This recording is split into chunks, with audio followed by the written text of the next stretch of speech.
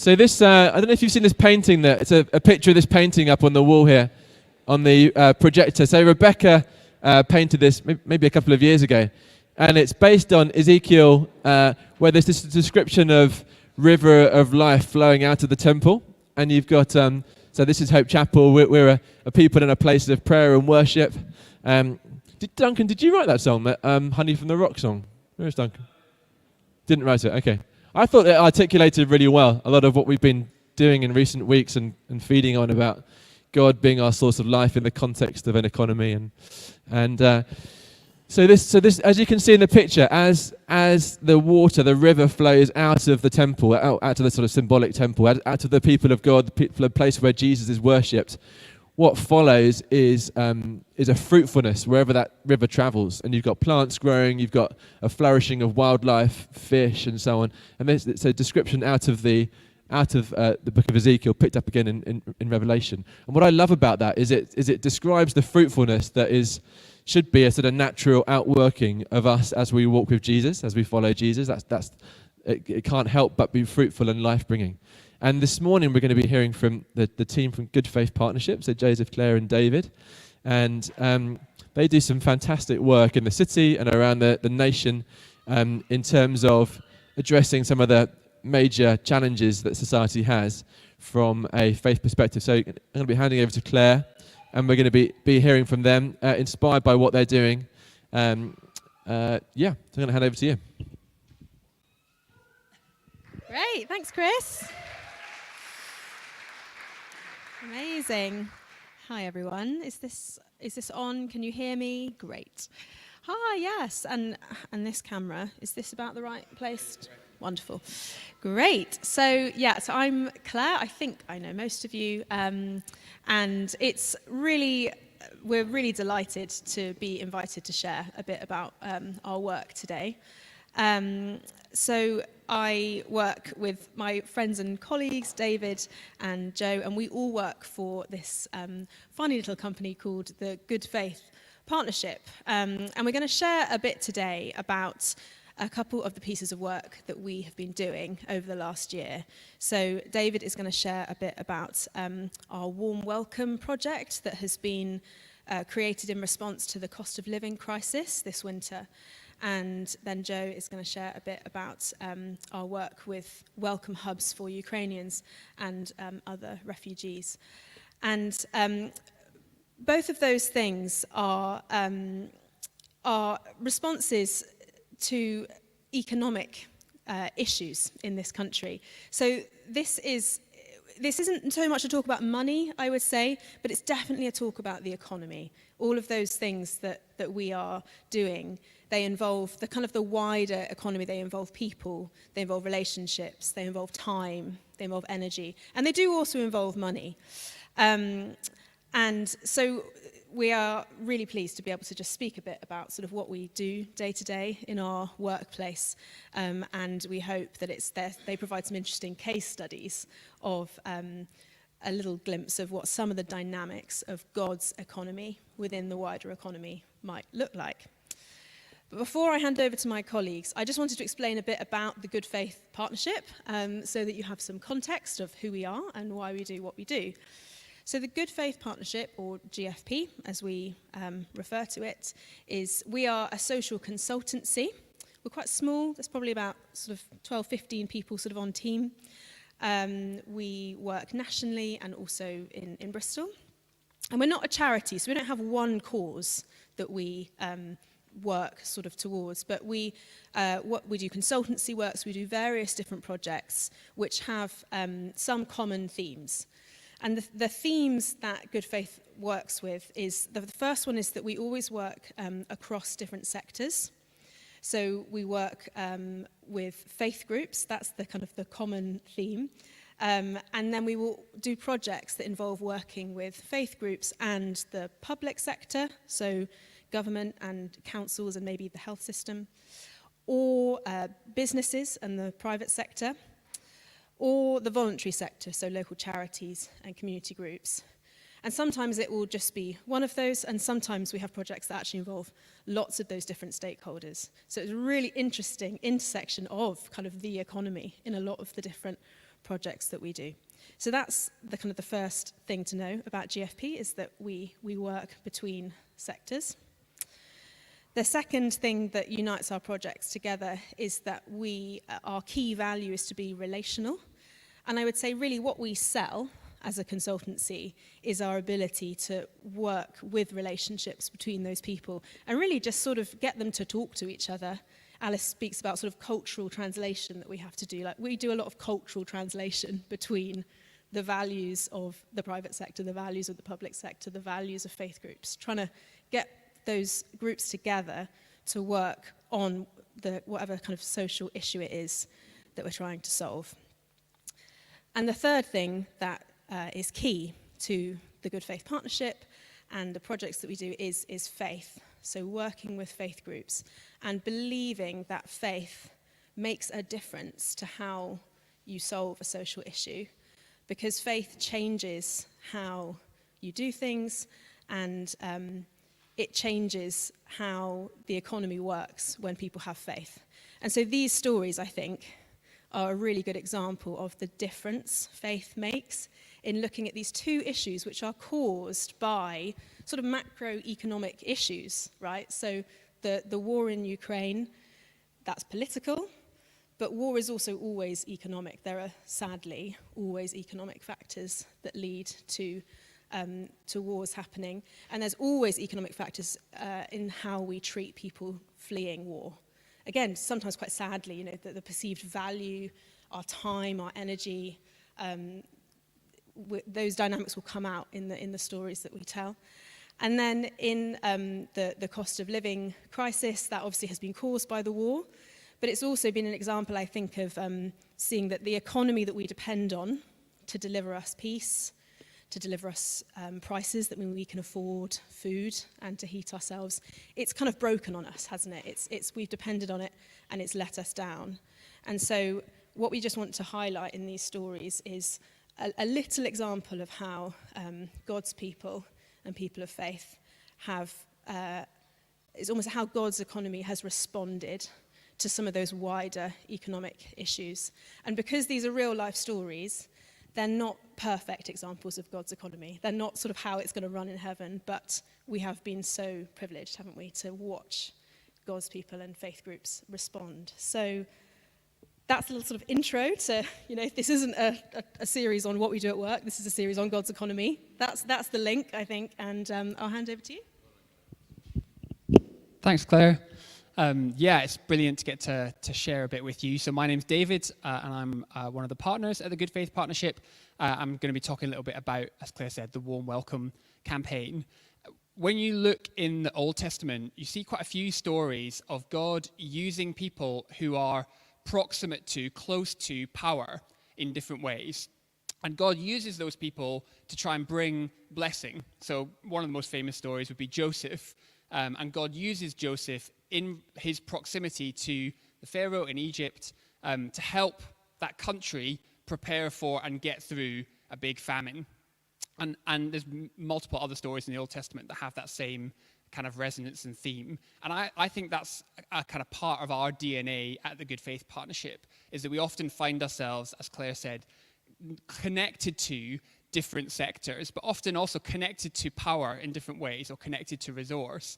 And what we try and do is bridge the gap between those people and those groups that have power and resource and those that are lacking power and resource and shut out from those conversations. And so a good Warm Welcome is a great example of that. So we did a lot of work during the COVID pandemic with national church leaders, trying to help them have a good conversation with government about what was going on with the pandemic and how churches could best respond. And as we came out of the pandemic, we were talking to those national church leaders, and they wanted to keep working together and keep working with government on big social issues. So we set up something called the Church Works Commission, and it's chaired by the Bishop of Durham, and there's loads of different national leaders of denominations who come together, and they've picked some key issues they want to work on together, and then we help them find ways of working with government on those issues.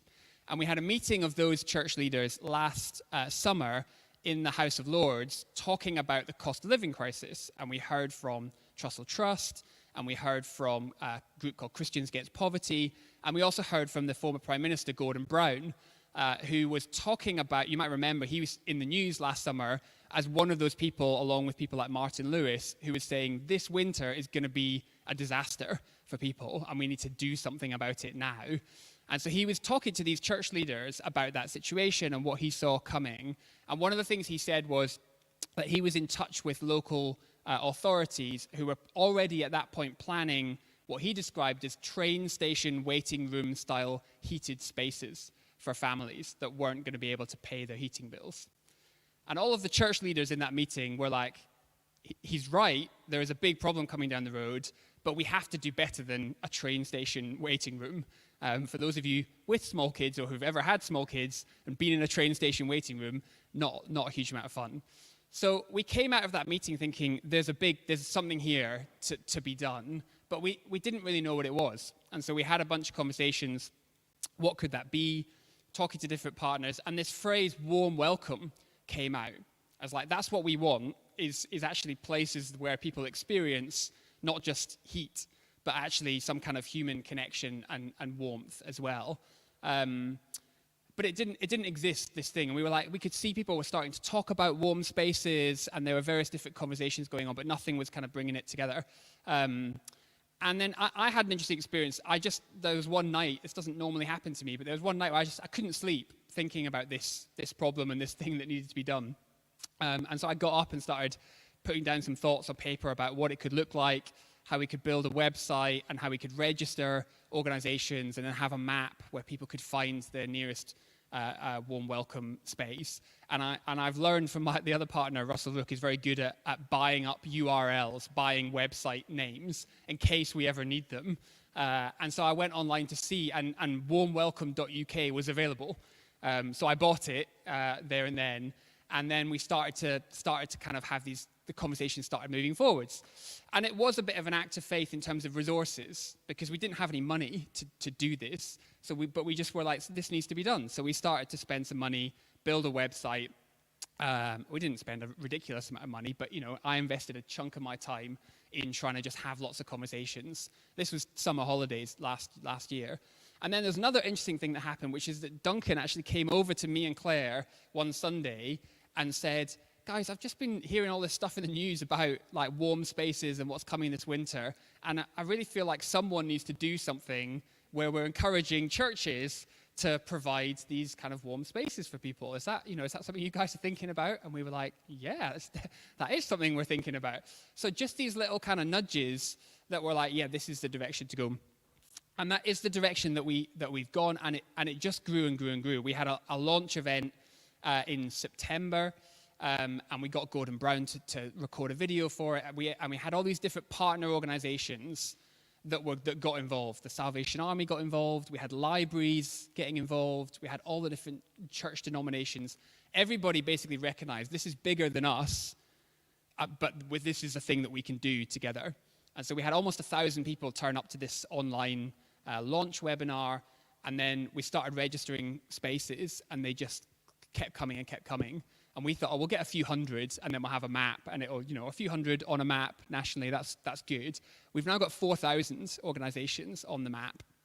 We've got over 6,500 that are registered with us. And we've just gathered all of these resources from these different organizations, experts on different topics. We're running webinars for these spaces, and we started raising money for the spaces as well. And again, God's economy, money has come from random places to help in this. And we've had a couple of Christian kind of high net worth philanthropists that have seen what's been happening and just said, there you go, have a big chunk of money to do the stuff that you need to do, but also to give away to the spaces. So we've raised, I think, just over £200,000 now that we've been able to give away to warm welcome spaces. And those spaces are, about 70% of them are churches, and they're doing the stuff that churches and other local groups do all the time. That's the beauty of it. We're not really trying to tell people locally what to do, but we're saying if you're offering something that's free, it's warm, it's welcoming, and it's safe, then come under the banner of this warm welcome kind of brand, and we will promote what you're doing, we'll help you find good ways to do it, and and we'll try and give you some money if we can. And then when the weather turned in December and it got really cold, suddenly that was the news. The news was warm spaces and what's going on. And so suddenly I found myself on BBC News and on Sky News and on various different radio programs. And there was a moment where like I was going to get interviewed by South Korean TV by a K-pop boy band member. Sadly, that didn't happen. Otherwise, I'd be showing you the video of it and probably playing it forever. But it just went crazy and continues to grow and evolve. And we're now just in this really interesting moment coming into 2023 where we're saying, okay, it's a thing now. We've got this kind of movement of organizations. And what do we do with it? And we're still, talking to our partner organizations and hopefully listening for what God wants from this network.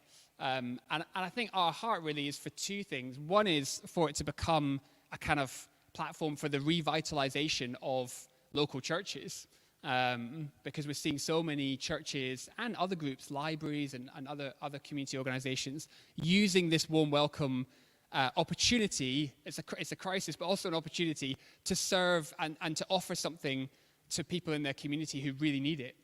People really need a place to go right now if they can't afford to turn the heating on. And so that is making those organizations relevant in their communities in a way that they haven't been perhaps for a while, or certainly maybe since the pandemic. They've been struggling to see what's the point of getting together, what's the point of these buildings. So that's a big thing. And then the second thing is our heart is for this not to just be a sticking plaster on this huge systemic problem that we have, but to be a vehicle for the voice of those most affected by those issues to have a bigger say in the decisions that have led to this problem and some of the decisions that might potentially lead us into a better place. So we're working, again, with lots of partners to think about how do we listen to those who are coming along to Warm Welcome Spaces, understand the issues that are driving that, and then build a voice collectively to try and speak into the big conversations that are going to happen about the direction of this country. So that's Warm Welcome nationally, and Joseph's been doing a brilliant job working particularly with churches in Bristol on that and on some of the refugee work. And so I'll hand over to him to give you a bit more colour.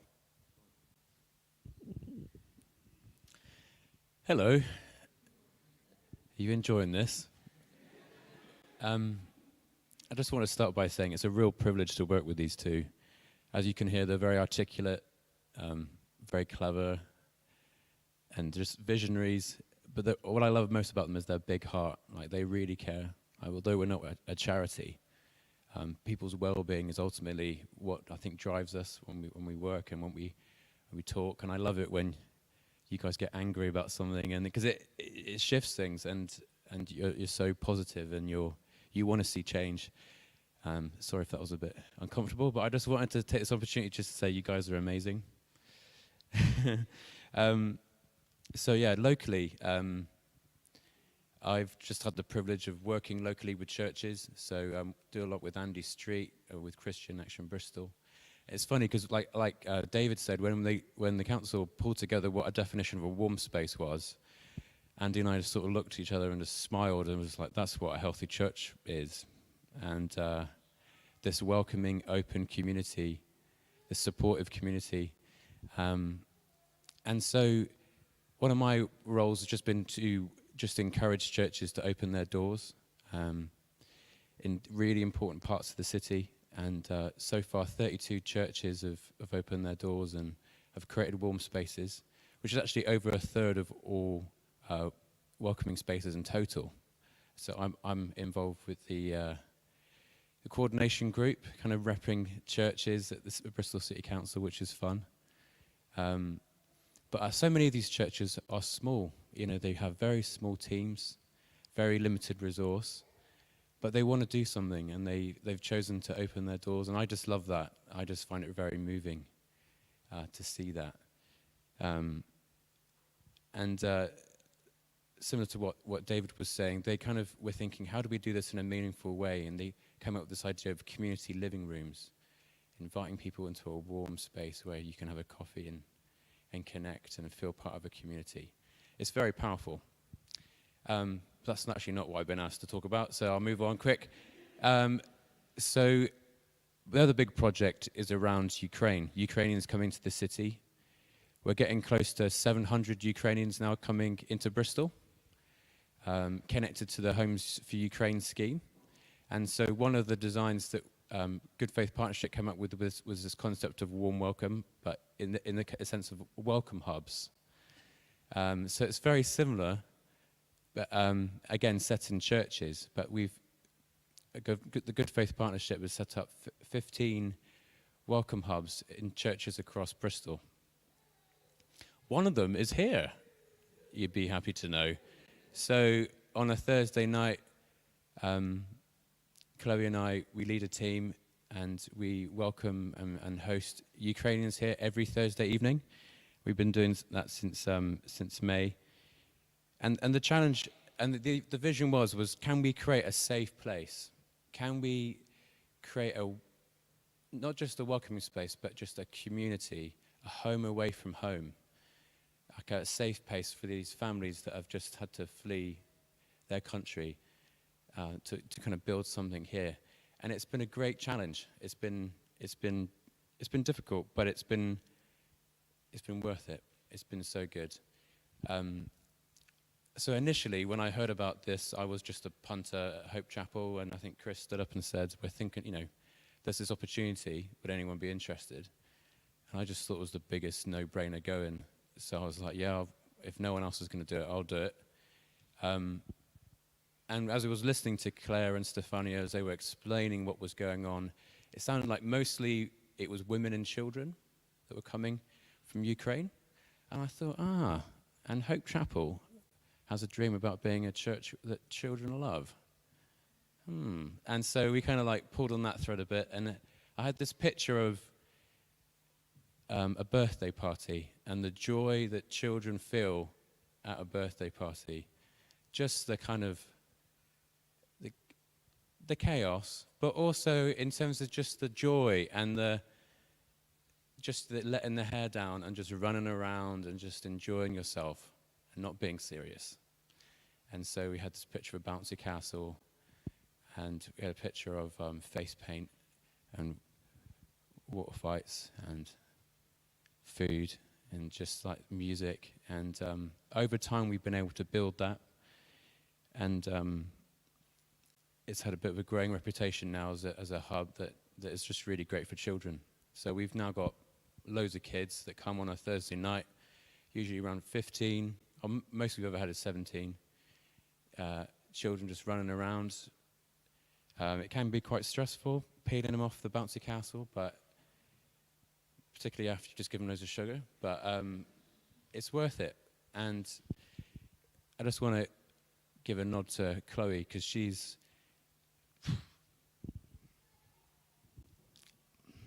just amazing with the mums. More recently, there's been a lot of tears at the hub. There's been a lot of tears as the news back home is coming through, when they're seeing their pictures of Ukraine, worrying about their parents, their husbands, their dads. There's been quite a lot of emotion, and it's been such a privilege to just be there. I think one of the things I've learned about hospitality is a really key thing is actually involving your heart, making sure there's room in your heart. So there's one thing to set a table, but there's another thing entirely just to bring yourself and being emotionally available. And so we've obviously had a lot of fun, but we've also shed a lot of tears. And it's just been special. There's so many stories, and I haven't got time to say them all, but just a couple. There's this little girl who's 2 in our hub, and she's been apart from her dad for now, it's coming up 7 months, so that's a lot of her life. But she comes to the hub every week with her mum and her brother, and I was standing by the bouncy castle, and she just walked up to me, and and started holding my hand.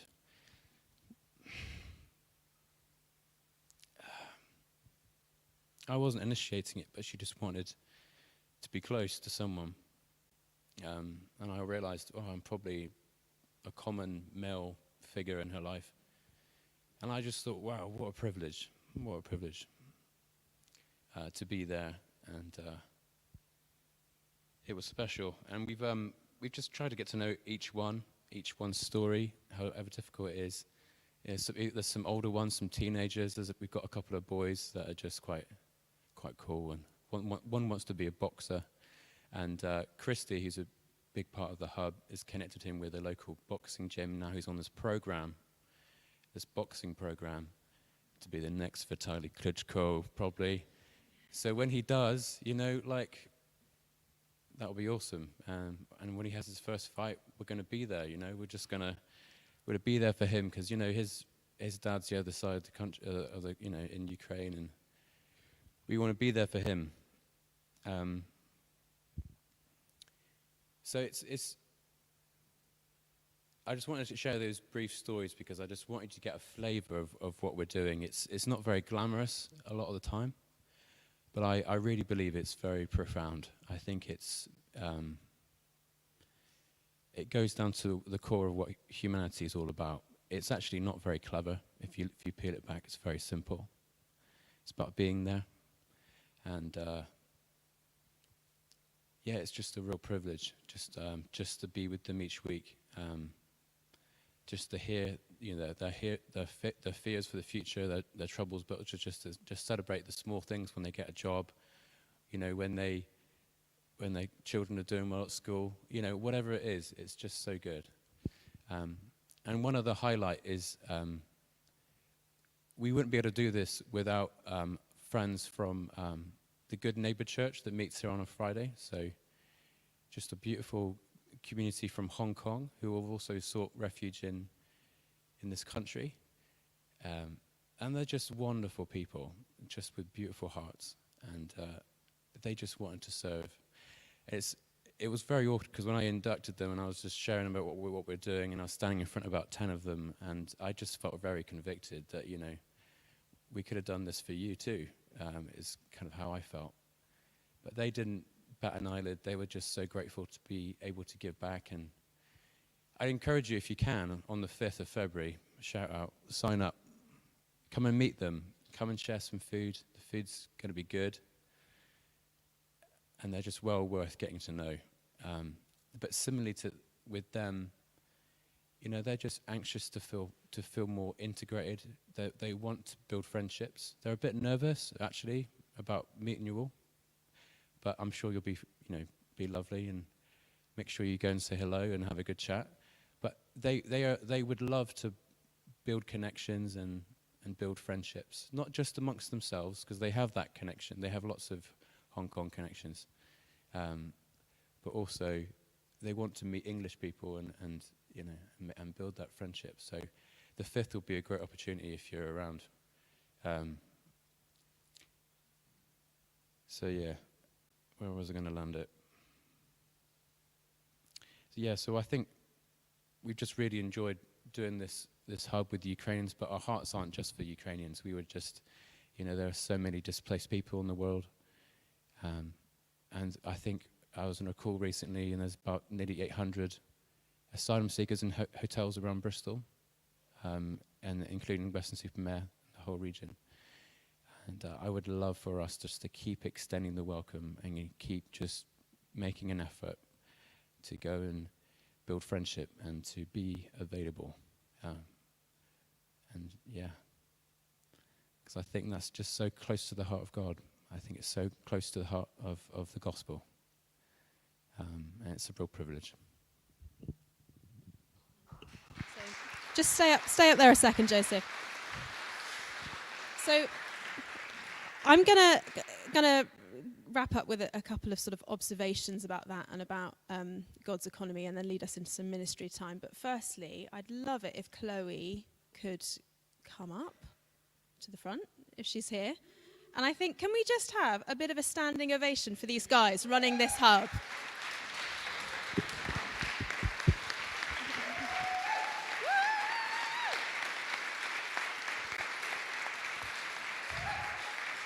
guys just do week in, week out, absolutely amazing work. And, we know that Jesus says that when we feed the hungry and when we clothe the naked, that we're feeding him and we're clothing him. And for you guys, it's so obvious that you love these guys because you love them, but it's also because you clearly see Jesus in them. And you are like in Jesus's body, being the body of Christ to them. And I know that they will see and experience Jesus through you. So thank you to you and Harry, who's part of the hub, and Christy. And I know that there are others, and I'm sorry that I can't list off all the names. Would you like to list off the names? Sorry for not doing that earlier. Yeah, sorry. I just got into a bit of a... So Harry is a really big part of the hub. He really helps things move. Christy does a lot of the cooking, as does Vicky Stansfield, which is really helpful. Becca and Rory did a wonderful work in the summer. That was so helpful. With the children, that was so powerful. Francie, I don't know if you know Francie, she lives locally. She's recently joined the team, which is great. And Paul Westbury and Helen are involved as well. So it's been, a real gift to have, a really great team. So thank you, guys. Thank you for representing Jesus to those people. Oh, yeah. And Hannah Lehman has also been really, really helpful, like just getting us to Bouncy Castle, and administratively she does an amazing work.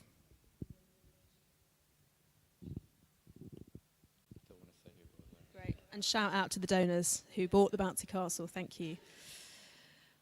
So, it's amazing. And we as a church are blessed by you representing us in that way to that community. So thank you. So, 2 observations about the dynamics of God's economy that I think we see in both of those stories that we will then pray into quickly as a church. The first is prophetic imagination. You can see in both of those stories that God has, we have access to blueprints for how to run the economy in God's way, how to do things in God's way that others don't have access to.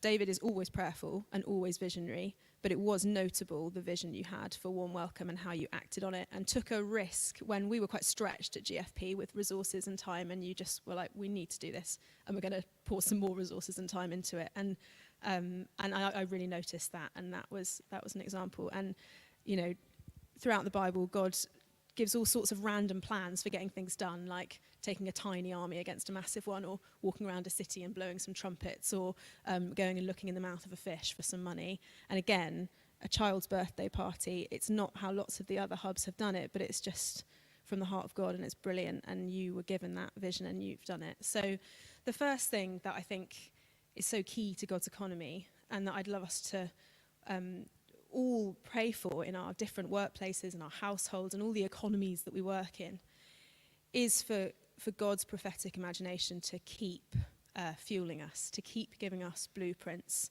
for how to do things, to keep showing us how, even when it looks like there's not enough or something's not going to work, he always has a plan to bring Jesus to people and to provide for people. And I know there are people in this church who have had prophetic imagination, and you are in the difficult phase where you're trying to plot it out and work it out, and it's not easy. And I'd love for us to pray for you for endurance and steadfastness in continuing to see that blueprint, even when the finances and the team and the circumstances don't look anywhere like they're going that way. And the second thing is being a people of welcome, because that is an economic thing, because it's scary to offer welcome, because we might not have the money to do it, and we might not feel like we have the time to do it or the energy to do it. And I think there is a fear that stops us from being welcoming, because there's a sense of like, well, I don't really even have enough for myself, so how could I welcome someone else into it? And again, I think God's economy is about the things that we've heard in all the previous preachers in this series about standing in faith, that God is a God of resources, and that's not just money, it is time, and as someone recovering from long-term chronic fatigue, it's energy. And I would love us to pray that we would be a people of welcome and keep standing in faith that we can do that. And be really real about the fact that if we are tired and don't have enough money, that's not pretending that's not there, but asking the Lord, okay, what do you want me to do with my little 2 fish and 5 loaves? So I think that applies to all of us. So I'd love for us in tables to I think we're going to have a couple of minutes of worship, like one song of worship, just to ask God and pray for each other around those things. And I'd also love to ask if a couple of you would come and pray for us. Normally, maybe we should be ministering to you, but actually we need your prayers as we continue this work. We'd love for more people to come and be part of the hub team here at Hope. I'm just going to put that out on behalf of these two. Like, what an amazing team to join. We do need more people. Please ask God, I'm praying that, the Lord might have some people that are being spoken to right now about that. And in our work, we are going to be speaking to some church leaders this Tuesday about welcoming refugees more generally in the city. And we'd love your prayers for that faith, for welcome and generosity when church leaders are feeling very tired and stressed. So if Duncan, you're happy to come and play one song, could 3 or 4 or 5 people come and pray for us, selfishly? And I'd love for you to just, in tables, wait and pray with each other around prophetic imagination and being people of welcome. Is that clear? Okay. And then Chris is going to wrap us up after about a song. Okay. So yeah, I don't know if 3, 4, 5 people are up for coming in, praying for us at the front.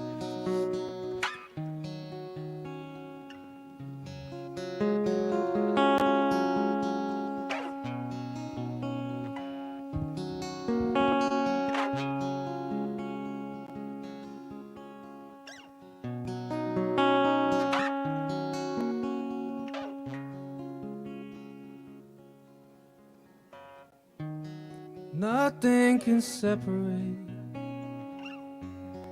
even if I ran away. But your love never failed.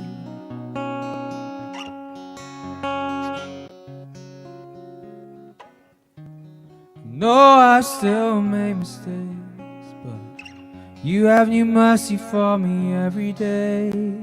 'Cause your love never fails.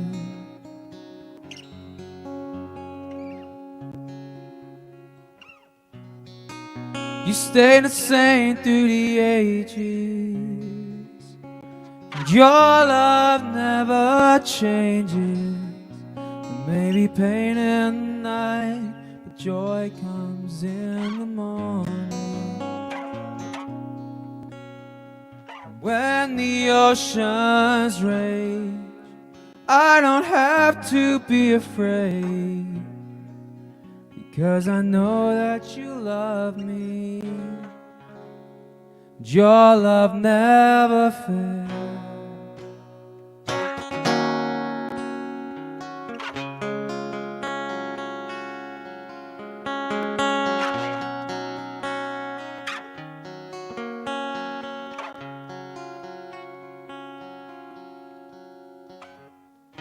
Wind is strong and the water's deep, but I'm not alone here in these open seas, 'cause your love never fails.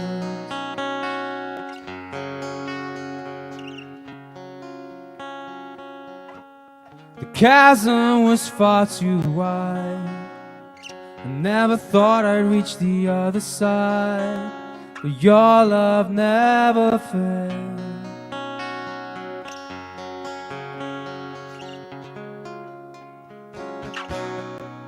You stay the same through the ages. Your love never changes.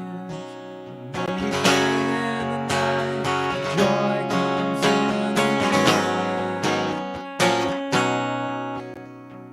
When the oceans rage, I don't have to be afraid, because I know that you love me. Your love never fails.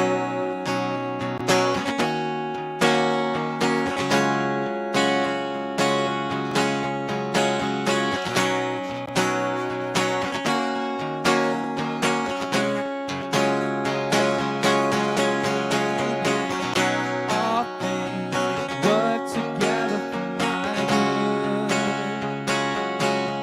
You make all things work together for our good. You make all things work together for my good. You make all things work together for our good. You stay the same through the ages.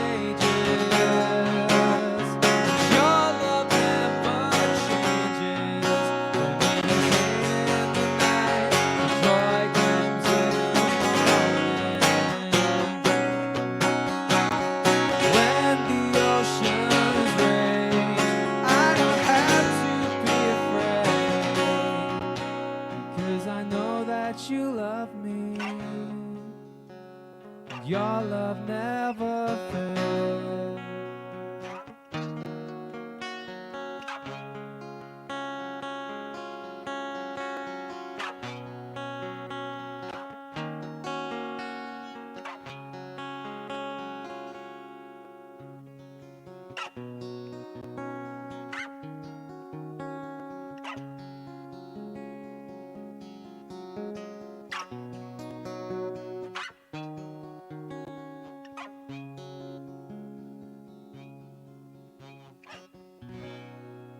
Stay the same through the ages.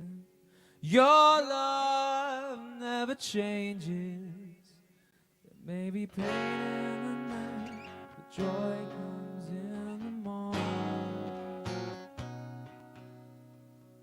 When the oceans rage, I don't have to be afraid, because I know that you love me. Your love never fails.